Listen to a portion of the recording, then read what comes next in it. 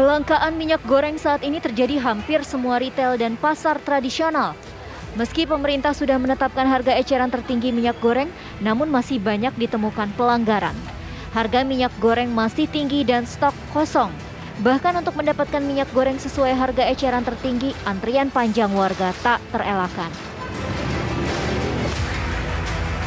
Di tengah kelangkaan minyak goreng, ratusan warga di Kabupaten Bandung, Jawa Barat rela berdesakan saat mengantri untuk membeli minyak goreng kemasan 2 liter di sebuah toko swalayan kawasan Banjaran. Antrean membludak dari depan toko hingga depan kasir. Minyak di kabupaten sulit atau gimana? Sulit, emang sulit. Ibu karena rakyat neng bukannya memperingan rakyat tapi nyiksa lah intinya. Ibu tadi pas mau beli ngantri jadi nggak jadi gitu? Nggak jadi. Ketersediaan minyak goreng di toko swalayan ini hanya 700 kemasan dan ludes terjual dalam waktu 30 menit saja. Sementara itu hari ini Rabu 9 Maret 2022 Menteri Perdagangan Muhammad Lutfi mengecek harga minyak goreng di Pasar Kebayoran Lama Jakarta. Hasil pantauan Mendak, tidak ada satupun kios yang menjual minyak goreng sesuai dengan harga eceran tertinggi yang ditetapkan oleh pemerintah. Lantas, bagaimana sebenarnya stok minyak goreng yang disebut mencukupi kebutuhan masyarakat namun langka di lapangan? Lalu bagaimana mencari benang merah di tengah kusutnya persoalan kelangkaan minyak goreng? Tim TV One mengabarkan. Pemandangan antrian warga yang begitu panjang, mengular, begitu penuh untuk bisa mendapatkan minyak goreng ini memang seakan-akan sekarang menjadi pemandangan yang umum, yang sering kita temui, yang sering kita lihat. Bukan hanya di berbagai kota di wilayah Jawa, tapi juga di berbagai daerah di wilayah luar Jawa. Kalau tadi Anda sudah mendengarkan salah satu jeritan hati ibu-ibu rumah tangga yang mengatakan, waduh masyarakat kok jadi makin susah, jadi makin sengsara, karena memang minyak goreng ini kebutuhan yang begitu penting, tidak bisa dilepaskan dari kebutuhan sehari-hari. Kemudian juga tadi kita sudah dengarkan bagaimana pernyataan dari Menteri Perdagangan Muhammad Lutfi yang memang marah saat kemudian hari ini atau tepatnya pagi tadi melakukan sidak mengunjungi Pasar Kebayoran Lama dan menemukan tidak ada satu toko pun yang menjual harga minyak goreng sesuai dengan harga eceran tertinggi yang ditetapkan oleh pemerintah. Harganya melambung, harganya bikin masyarakat susah. Sebenarnya masalahnya di mana? Kami sebenarnya semalam juga sudah sempat membahas mengenai hal ini. Di masalah produsen ada masalah yang harus diselesaikan. Rantai panjang distribusi juga merupakan masalah yang harus segera diatasi. Dan juga bagaimana segera menyediakan minyak goreng ini kepada masyarakat. Nah, untuk bisa membahas mengenai hal ini, langsung saja saya akan perkenalkan para narasumber yang akan memberikan pandangannya kepada Anda. Sudah bersama kita Bapak Edi Priyono selaku tenaga ahli utama KSP. Assalamualaikum warahmatullahi wabarakatuh. Selamat malam Pak Edi. Selamat datang kembali ngomongin minyak goreng lagi bersama Pak Edi. Baik, nanti kita akan minta pandangan Pak Edi termasuk ada informasi apa yang terbaru kebijakan dari pemerintah mengenai hal ini. Oke. Karena kita sudah tahu tadi Pak Menteri sampai marah-marah begitu dan bahkan kabarnya juga menggandeng pihak kepolisian untuk segera menindak para penjual minyak goreng yang disebut nakal. Nakal artinya membuat harga ini melambung tinggi. Selain Pak Edi, ini kita juga akan mendapatkan keterangan langsung realitanya, faktanya di lapangan seperti apa. Sudah hadir bersama saya di studio juga Mas Renaldi Sarijowan selaku Sekretaris Jenderal Ikatan Pedagang Pasar Indonesia atau IKAPI. Selamat malam Mas Renaldi. Assalamualaikum warahmatullahi wabarakatuh Mbak. Waalaikumsalam warahmatullahi wabarakatuh. Sehat. Baik, nanti kita ingin dengarkan Mas Renaldi mungkin hadir di sini malam hari ini mewakili para pedagang. Nah, kita juga sudah terhubung dengan para narasumber lainnya yang bisa bergabung juga melalui daring. Yang pertama adalah Pak Kudori selaku pengamat pertanian Asosiasi Ekonomi Politik Indonesia atau AEP. Assalamualaikum warahmatullahi wabarakatuh. Selamat malam Pak Kudori. Waalaikumsalam. Selamat malam Mbak. Baik, nanti juga akan ada para narasumber lainnya, Komjen Purnaweran Setio Wasisto, kemudian ada Pak Saad Sinaga, tapi nanti kita akan berbincang-bincang terlebih dahulu dengan 3 narasumber yang pertama ini. Mas Renaldi mungkin bisa diceritakan sebenarnya apa yang terjadi di lapangan, bahwa minyak goreng langka kita tahu, bahwa minyak goreng harganya membumbung tinggi juga kita tahu, tapi apa yang membuat para penjual ini kemudian ketika sudah mendapatkan minyak goreng harganya kok begitu mahal, berat untuk masyarakat Mas? Ya, jadi yang pertama Mbak Putri, memang emak-emak di pasar, kemudian entah pengunjung, dagang ini sudah melakukan penekanan juga pada kami. Sudah teriak-teriak juga pada kami bahwa memang harga di pasar masih relatif lebih tinggi di atas HET tentu. Ya. Nah, kita juga mendengar kabar dari pagi tadi bahwa Pak Mendak sendiri langsung tinjau ke pasar. Betul. Tentu barangnya ini antara ada dan tiada. Kami menyebutnya antara ada dan tiada. Seperti apa ada dan tiada itu? Kalaupun ada harganya sudah di atas HET. Kalaupun tiada, yang 14.000 ini kemana nih kan gitu. Betul. Jadi memang tiada. Jadi memang penting kami harus juga melakukan komunikasi dengan seluruh pihak, gak hanya Kementerian Perdagangan. Tentu juga kami menganggap bahwa Kementerian Perdagangan perlu juga melakukan koordinasi ke seluruh stakeholder dan shareholder tentu untuk memastikan bahwa ketersediaan aman. Baik. Ketika ketersediaan aman, mengenai pendistribusian juga bagaimana, ini harus diperhatikan. Betul. Kalau memang ternyata ada kendala di pendistribusian, tentu harus ada intervensi langsung dari pemerintah. Yang ketiga, kita menghadapi bulan suci Ramadan ke depan, selama 3 minggu. Biasanya begini Mbak Putri, selama di pasar itu menjelang Hari Raya Idul Fitri, ada beberapa fase, 3 fase yang kami bilang. Fase pertama biasanya kenaikan harga dimulai H-7 menjelang bulan Ramadan. Baik. Ini harga sudah naik. Namun ternyata ini 1 bulan sebelum bulan suci Ramadan, tentu harga sudah bergejolak. Tidak hanya minyak goreng, ada cabai rawit merah yang tentu naik di angka 77.000, kemudian ada bawang putih, bawang merah, sampai ayam, kemudian tahu tempe juga masih naik. Ya. Fase kedua ini kenaikan harga ini terjadi menjelang H-3 menjelang Hari Raya Idul Fitri. Tentu kan pedagang saat menjelang Hari Raya Idul Fitri akan pulang ke kampung, kemudian nggak jualan. Nah ini kan masyarakat akan berbondong-bondong ke pasar untuk berbelanja. Dan yang ketiga adalah H+7 setelah bulan suci, setelah Hari Raya Idul Fitri, mohon maaf. Ini tentu masyarakat kita yang sudah merayakan Hari Raya Idul Fitri, bahkan harus kembali menyetok barang pasokan bahan pokoknya ke rumah tangga. Baik, Pak Edi, ini suara dari para pedagang. Para pedagang berharap memang adanya jaminan mengenai ketersediaan stok minyak goreng ini. Nah, kita sudah dengarkan Pak Lutfi berkata stoknya melimpah kok, tapi kok nggak bisa nyampe ke para pedagang ya Pak. Kemudian juga kalau memang ada masalah distribusi, pemerintah diharapkan bisa intervensi. Pak, silakan tanggapi. Ya, sebenarnya kalau masalah ketersediaan minyak goreng yang harga 14.000 ya, saya sulit menyebut HET karena kalau HET untuk kemasan sederhana sebenarnya 13.500 ya, yang 14.000 itu kemasan premium. Tapi oke dah gitu ya.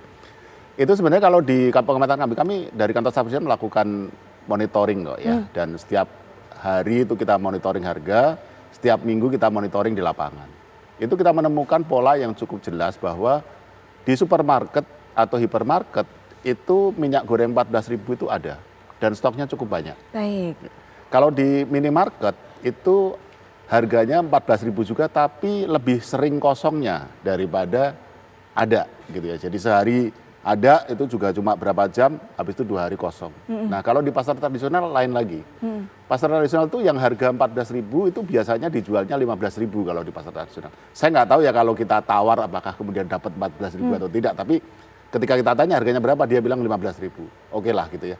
Itu stoknya sedikit. Nah, tapi ada barang yang minyak goreng yang harganya di atas itu 18.000 seliter sampai 19.000 itu ada. Jadi kalau di pasar tradisional itu ada yang harga yang sesuai katakanlah 14.000-an atau 15.000, ada yang di atas itu gitu ya. Nah, kalau mengenai barang, terus terang kami dari kantor staf presiden tidak memonitor stok di produsen ya, tapi Bapak Menteri Perdagangan kan berkali-kali menyatakan bahwa barang itu ada. Betul. Nah kalau barang itu ada, di lapangan ada kelangkaan berarti persoalannya di distribusi. Nah ini yang kita tentu saja menjadi perhatian kita dan saya kira Kementerian Perdagangan sudah mengetahui ya, mudah-mudahan segera bisa dicari solusinya. Tetapi kalau untuk melakukan intervensi saya kira ya mesti dilihat kasus per kasus ya. Jadi apakah memang ada gejala indikasi orang menimbun, menahan dan sebagainya itu harus diselidiki ya. Baik, ada indikasi orang menimbun, kemudian juga menyimpan dalam jumlah banyak. Apakah betul memang masih harus dalam penyelidikan lebih lanjut, tapi mungkin Pak Kudori juga punya catatan mengenai hal ini? Ya, Mbak Putri, Pak Edi, Mas Renaldi, terima kasih. Ya, jadi kalau saya ya melihat sampai hari ini sebetulnya yang terjadi itu adalah kelangkaan. Ya, kelangkaan. Kalau Pak Menteri Perdagangan bilang bahwa sejak 14 Februari hingga 8 Maret itu kewajiban DMO untuk CPO itu sudah ada 573 ribuan. Jadi itu kira-kira cukup untuk stok 2 bulanan. Yang jadi pertanyaan kan kalau itu benar ya, kalau itu benar artinya barang itu melimpah sebetulnya, melimpah. Yang jadi pertanyaan kalau barang itu melimpah ada di mana? Ini kan bukan barang yang tidak bisa dilihat, ini kan barang yang kasat mata. Mestinya kalau betul ya itu mudah sekali untuk dilacak. Itu produsen atau pabrik minyak goreng itu kan juga jelas. Jumlahnya ada 74. Nah, alamat mereka juga jelas. Distribusi sebagai saluran mereka ke konsumen juga jelas. Jadi mestinya dengan perangkat-perangkat itu, berbagai organ yang ada di kementerian, lembaga, itu lebih mudah untuk mendeteksi data. Nah, kalau ternyata di pasar masih ada kelangkaan, ini ada sesuatu kan. Saya melihatnya begini ya. Jadi melihatnya begini. Kalau kita ikuti ya, ada perkembangan yang sangat dinamis dalam kebijakan minyak goreng. Dari tanggal 11 Januari hingga 8 Februari, nggak sampai 1 bulan ya. Itu ada 4 permendak. Ada permendak nomor 1, nomor 3, nomor 6, dan nomor 8. Artinya apa? Ini sangat dinamis. Jadi nggak sampai 1 bulan, pemerintah lewat Kementerian Perdagangan itu melakukan sekian banyak perubahan regulasi. Nah, regulasi yang terakhir yang berlaku mulai 1 Februari itu kan ada kewajiban untuk memasok dalam volume tertentu ya. Baik. 20% ditetapkan sebelum yang hari ini Pak Lutfi ngomong lagi 30% ya dengan harga tertentu. Gitu ya. Baik. Nah, ada HET juga itu 3 kategori minyak goreng. Nah, baik. Yang jadi masalah adalah Pak, kalau benar CPO DMO itu sudah banyak, yang jadi persoalan kan ini sudahkah disalurkan ke pabrik-pabrik minyak goreng yang dia tidak terintegrasi dengan kebun? Nah, baik, mungkin karena tidak semua. Ya, baik silakan Pak Kedori dilanjutkan. Iya, karena tidak semua dari 74 pabrik minyak goreng itu punya kebun sendiri. Kalau datanya KPPU misalnya ya disebut ada sekitar 5 pabrik minyak goreng skala besar itu yang terintegrasi dengan kebun. Artinya kan masih ada 69-an gitu ya, yang dia tidak punya kebun. Ketika pemerintah tidak bisa memastikan pasokan CPO hasil DMO itu ke pabrik-pabrik minyak goreng yang tidak terintegrasi dengan kebun, itu kan pabrik-pabrik minyak goreng ini kan harus berbelanja ke pasar ya untuk membeli bahan baku CPO itu. Yeah. Kalau hari-hari ini kita lihat hasil lelang di Dumai itu harganya 18.000 per kilogram, gitu ya. Nah, pemerintah lewat DMO dan DPO, domestic price obligation itu kan mematok harga CPO 9.300 per kilogram.